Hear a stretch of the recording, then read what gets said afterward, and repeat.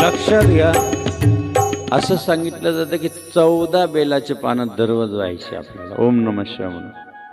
परंतु जर आपण जिथं बसत असेल, बसण्याच्या जागेवर कपडा घेऊन कधी नाही कपड्यावर नाही बसायचं.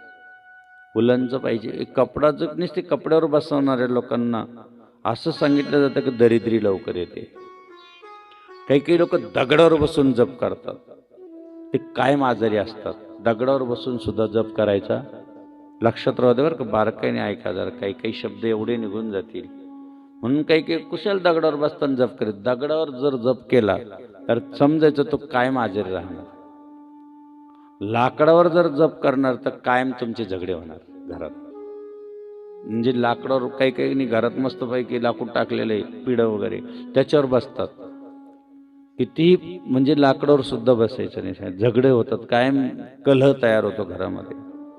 म्हणून त्याच्यासाठी सगळ्यात जर जास्त असेल तर उलनचा कपडा किंवा आपण हे असतो ना घोंगडी वगैरे, अशा पद्धतीचं जर असेल तर तुम्हाला सगळी सिद्धी प्राप्त होईल. तेही सांगून देतो. कारण जेणेकरून आपल्याला या ठिकाणी जे काही आहे सफेद जर असेल तर त्याने आपल्याला जी काही जप करताना जो कपडा जो उलन असेल ते सफेद जर असेल तर त्याने शांतता भेटते.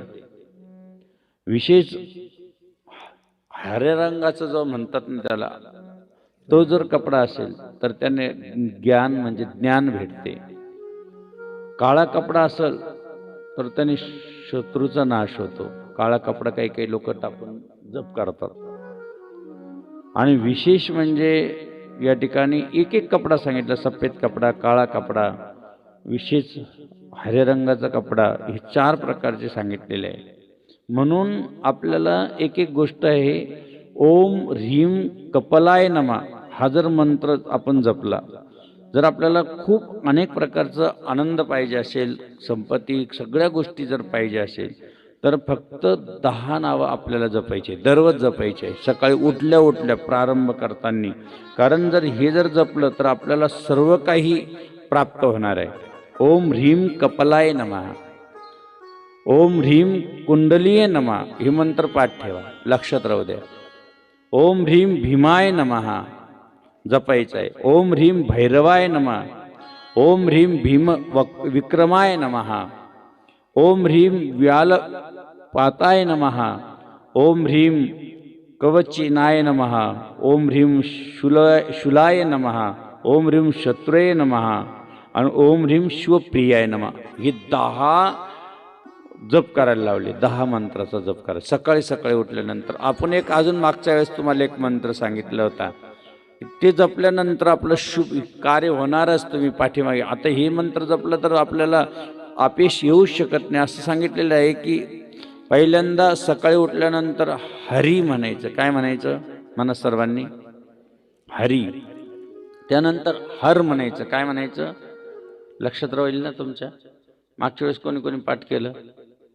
कोणाकोणाचं पाठ? वर बोट करा. मागच्या वेळेस सांगितलं होता हा मंत्र, फक्त 2च. अरे राम राम राम. पुढच्या वर्षी यायचं की नाही विचार करावा लागेल आम्हाला. आम्ही एवढं जीव काढून सांगतो. काय म्हणायचं? हरी. काय म्हणायचं? सोपं आहे ना? अवघड आहे? देवाचं नाव घ्यायला काय अवघड आहे? काय म्हणायचं इकडं मंडळी? हरी ना, नंतर हर. काय म्हणायचं? लक्षात राहील. हरी हर. किती 2 शब्द पाठ झाले. नंतर हनुमंतराय माहिती का तुम्हाला? हरी हर हनुमंत. किती गोड वाटलं? हरी हर हनुमंत हरिचंद्र. लक्षात आलं ना? काय म्हणायचं परत? हरिचंद्र अवघड आहे का? हलधर म्हणजे बलराम. बलरामाचं पण नाव घ्यायचं. किती नावं झाली? एक हरी झालं, हर झालं, हरिचंद्र झालं, हनुमंत झालं आणि एक हलधर म्हणजे बलरामाचं. किती? 5 नावं घ्यायची. किती घ्यायचे? नक्की घेणार? पुढच्या वर्षी जर पाठ नसलं कथा घेताना विचार करायचा. मग एवढं लक्षात आहे ना? नाहीतर मग काय शेतकऱ्याचं, जर शेतकऱ्याचे